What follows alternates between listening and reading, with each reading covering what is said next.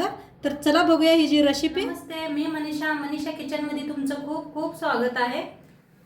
आज आपण बनवणार आहोत कस्टर्ड घेतले बघा, ते बनवणार आहोत. तर त्यासाठी मी 1 लिटर दूध घेतले. आता गॅसवर ठेवलेलं आहे. आता बघा 2 चम्मच मी कस्टर्ड पावडर घेते. बघा हे ना 3 चम्मच घेतलेलं आहे मी. दूध जास्त गरम झालेलं नाही, दूध हे लय जास्त गरम दूध ओतू नका, नाहीतर गाठी पडतात. दूध ओतायचं आहे. हलवून घेऊया. बघा दुधात एकदम हलवून घेतले पावडर आणि गाठी बिठी अजिबात ठेवलेलं नाही. ते बघू शकताय असं एकदम मस्त असं कालवून घेतले. आणि साईडला घेतले बघा अर्धी वाटी साखर. 5 चम्मच म्हणलं तर 5 चम्मच साखर घेतले. आणि इकडे दूध बी आपलं चांगलं गरम व्हायला लागले. चांगलं गरम करून घेऊया आपण. तर आपलं गरम व्हायला लागले, त्याच्यात टाकूया आपण साखर. आता जर हलवून ना साखर इरगळून घेऊया दुधात. साखर चांगली इरगळ्या, दूध बी आपलं चांगलं गरम झाले एकदम. आता हे आपण बनवून घेतलेलं पावडर घालून घेऊया. याच्यात बनवून घेतलेलं घालूया. हलवून असं ओतून घ्या सगळंच. त्याने हलवून याला शिजवून घेऊया.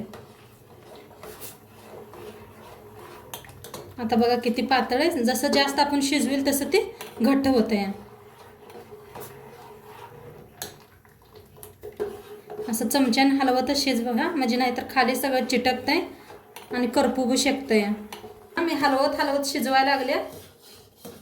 बघा किती घट्ट झालंय. आणि एक 5 मिनटं 2च मिनिट शिजवूया आपण.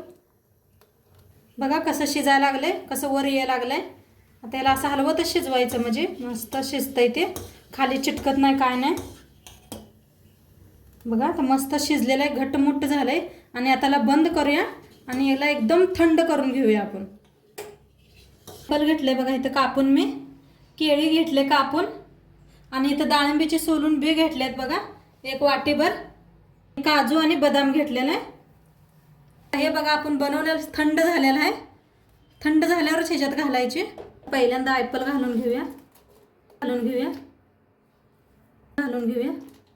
काजू डाळिंबी टाकून घेऊया वरती